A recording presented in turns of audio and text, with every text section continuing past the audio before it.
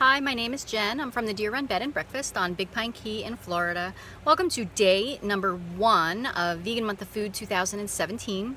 You can follow us on our blog, happyvegans.blogspot.com, our Facebook page, and our YouTube channel, Jen Day, although the videos are going to be backlogged since we don't have a computer and we don't have internet right now.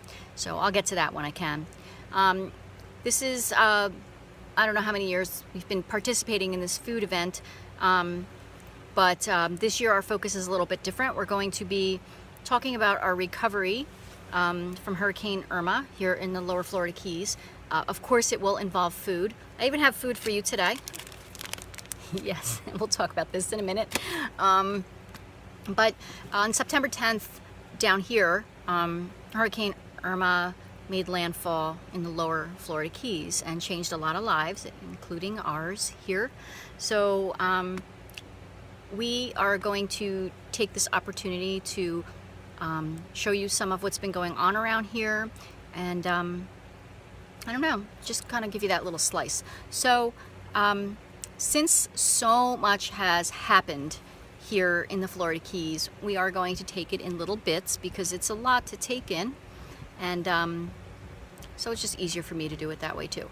The first thing I want to talk about is before the storm, our decision not to evacuate. We did receive some criticism from that, and I'm sure that other people who didn't evacuate also received similar criticism. And I'm sure it came from a place of love and concern, but it came across negative at times. But we decided to stay.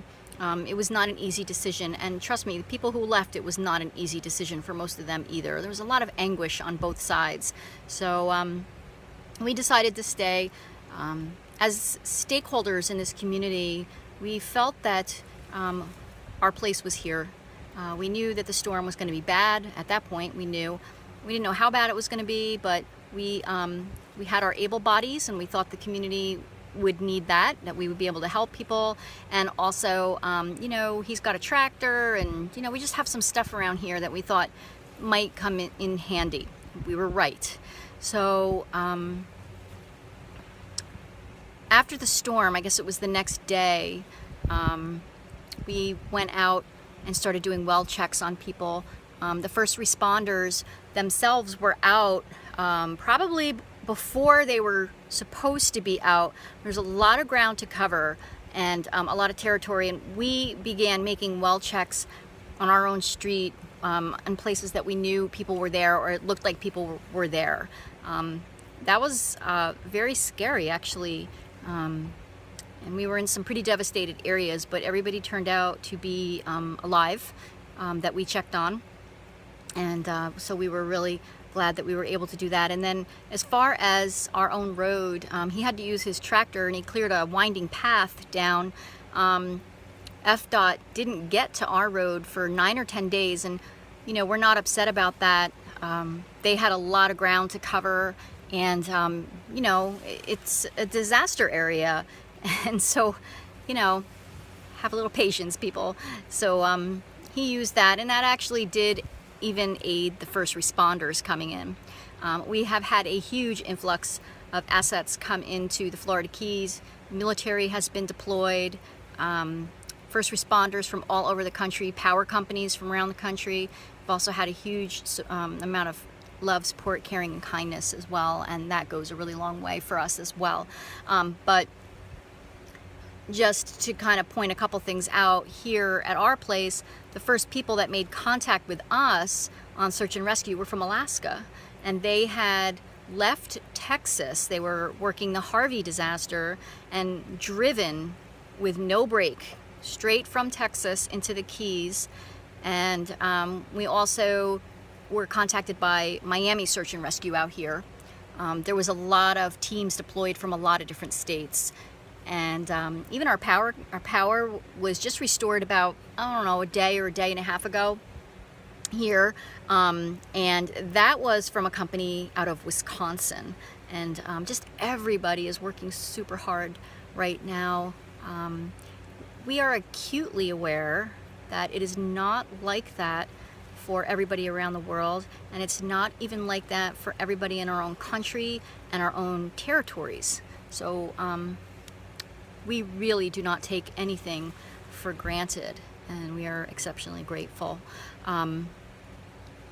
Now, the other thing, I'll talk about food real quick. So I'm eating these Nugo bars. They're really, really good, all the flavors I've tried.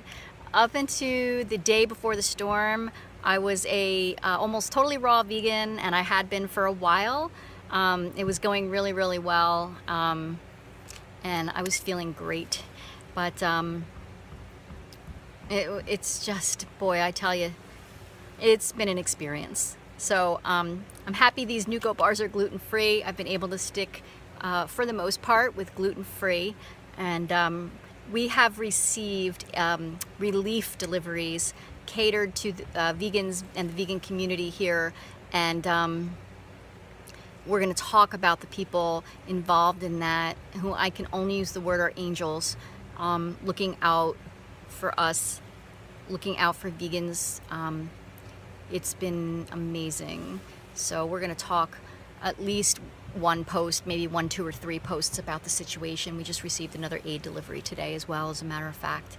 So I guess that's kind of sort of it for now. I hope you know that most videos for the month won't be this long. This is just the intro video, just to kind of let you know what's going on down here. We're trying not to panic the masses. We have received so much benevolence, and I want to assure everybody that loves us and cares about us personally and our business and this community down here, we will not let you down. That's all I can say. We will not let you down. We are here, and we are going to do this right, and we're coming back. So tune in every day. I'll get something up for you, whether it's a story, a picture and a caption, a video. And if there's anything you'd like me to talk about, put a comment on the blog, and I'll do my best to address that as well. So I hope you have a great day, and thanks for tuning in. See you next time.